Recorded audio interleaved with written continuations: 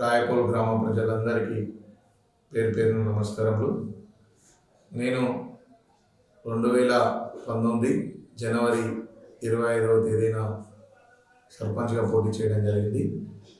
అందరూ కూడా అత్యధిక ఓట్లు వేసి గెలిపించిన రాయపూల్ గ్రామ ప్రజలందరికీ కూడా పేరు పేరు ధన్యవాదాలు తెలియజేస్తూ, రాయపూల్ గ్రామ పంచాయతీకి సర్పంచ్గా ఎన్నికైన రోజు నుంచి ప్రజల మీద ఉన్నటువంటి సమస్యలన్నింటి మీద పోరాడడం జరిగింది. ముఖ్యంగా గ్రామ పంచాయతీ బిల్డింగ్ కట్టడం జరిగింది.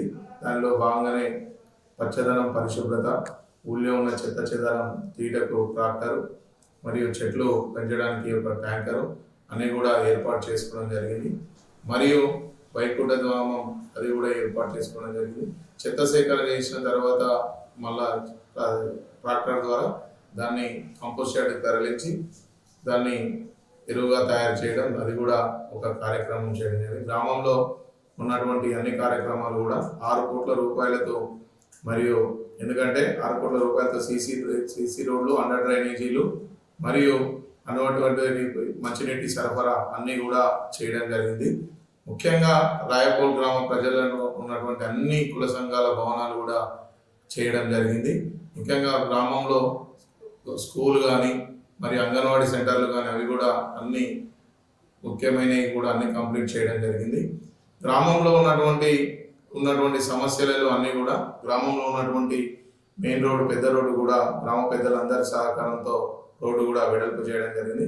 నాకు ఇన్ని రోజులు 2013లో నన్ను గ్రామంలో ఒక వార్డు మెంబర్గా గెలిపించి, తర్వాత ఉప సర్పంచ్గా గెలిపించి 2019వ సంవత్సరంలో జనరల్ కేటగిరీ కొత్త పంచాయతీ చట్టం వచ్చిన తర్వాత జనరల్ కేటగిరీలో నన్ను సర్పంచ్ ఎన్నుకున్న రాయపూల్ గ్రామ ప్రజలందరూ కూడా వారికి ముఖ్యంగా కోరుకునేది ఏంటంటే, వారు నాకు సహకరించినటువంటి మా వార్డు మెంబర్లు, ఉప సర్పంచ్, ఎంపీటీసీలు, గ్రామ పంచాయతీ కోఆప్షన్ మెంబర్లు, గ్రామ పంచాయతీ పాలక వర్గం మరియు మా పంచాయతీ సిబ్బంది, మా పంచాయతీ సెక్రటరీ గారు అందరూ కూడా సహకరించిన 5 సంవత్సరాల సర్పంచ్గా చేసినటువంటి కార్యక్రమాలు, వాళ్ళు చేసినటువంటి నాకు సాయం చేసినటువంటి వారికి కూడా ప్రత్యేక కృతజ్ఞతలు తెలియజేసుకుంటూ, ముఖ్యంగా గ్రామంలో అనేక కార్యక్రమాలు, ఒక బొడ్రాయి పండుగ కూడా చేయడం జరిగింది, బొడ్రాయి ప్రతిష్ట కూడా చేయడం జరిగింది. అది కూడా చాలా మన కాన్స్టిట్యున్సీ లెవెల్లోనే, జిల్లాలోనే, ముఖ్యంగా మా గ్రామంలోనే మంచిగా జరగడం జరిగింది. ఇంకొకటి, గ్రామంలో గవర్నమెంట్ నుంచి వచ్చే పథకాలు అన్నీ కూడా మా గ్రామంలో కళ్యాణ లక్ష్మి చెక్కులు కానీ మరియు ఈ సీఎం రిలీఫ్ ఫండ్స్ కానీ, ముఖ్యంగా అన్ని కార్యక్రమాలు కూడా గ్రామంలో ఉంది.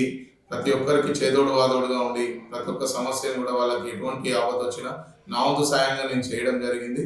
అన్నీ కూడా మా గ్రామానికి అత్యధికంగా నిధులు తీసుకొచ్చి గ్రామాన్ని అభివృద్ధి పట్టాలు తీసుకోవడం జరిగింది. ముఖ్యంగా మాకు దొండగూడెం కానీ, మందగూడెం కానీ మరియు ఎస్సీ కాలనీ, సూర్యోదయ కాలనీ కానీ అన్నింటిలో కూడా ప్రతి ఒక్క వార్డులలో కూడా 14 వార్డులలో కూడా ప్రతి వార్డుకు 40 నుంచి 50 లక్షల పని చేయడం జరిగింది. నా వార్డు మెంబర్లు కూడా అందరి సహకారంతో, నా కుటుంబం సహకారంతో, నా తల్లిదండ్రుల సహకారంతో, గ్రామ ప్రజలందరి సహకారంతో గ్రామాన్ని అభివృద్ధి పదంలోకి తీసుకెళ్లడం జరిగింది. సర్పంచ్ అనే వ్యక్తి గ్రామంలో ఉంటేనే ప్రతి ఒక్క సమస్య తెలుస్తుంది. కాబట్టి ఇప్పటి వరకు కూడా గత 10 సంవత్సరాల నుంచి గ్రామ పంచాయతీకి నేను గ్రామానికి కూడా అనేక సేవలు చేయడం జరిగింది. ముందు ఇంకా ఎటువంటి రిజర్వేషన్ మళ్ళా ఎట్లా ఉంటుందో వచ్చినా కానీ కూడా నేను గ్రామాల ప్రజల ఆశీర్వాదంతో మళ్ళీ కూడా నాకు అవకాశం ఇస్తే ప్రజలందరికీ కూడా రుణపడి ఉంటానని కోరుకుంటూ, ఏది ఏమైనా సరే ప్రజలు కూడా మరొకసారి ప్రజలందరికీ కూడా చేతులెత్తి నమస్కారం తెలియజేస్తూ, మీకు పదవిలో ఉన్నా లేకున్నా గ్రామంలో మనం అందరూ బాగుండాలి, అందులో మనం ఉండాలనే సంకల్పంతో ప్రతి ఒక్కరు కూడా చేసినాం. జాతీయ గ్రామీణ ఉపాధి హామీ పథకంలో ప్రతి ఒక్కరు కూడా పనులు కల్పించే విధంగా చేసినాం. ఊరు ఎంట్రన్స్ కానీ పచ్చదనం, పరిశుభ్రత, చెట్లు నాటి నర్సరీ ఏర్పాటు చేసుకొని అనేక కార్యక్రమాలు గ్రామంలో చేయడం జరిగింది. ప్రతి ఒక్కటి కూడా ఆరోగ్య కేంద్రం ఏర్పాటు, అంగన్వాడీ బిల్డింగ్లు, గ్రామంలో ఎక్కడ చూసినా ప్రతి ఒక్క దానికి కూడా అన్ని కూడా చేసి 6 కోట్ల రూపాయలతో ఇవన్నీ కూడా చేయడం జరిగింది. గ్రామంలో ఇంకా కొన్ని అవి కూడా ఉన్నాయి, అవి కూడా శంకుస్థాపనలకు చేయడం జరిగింది.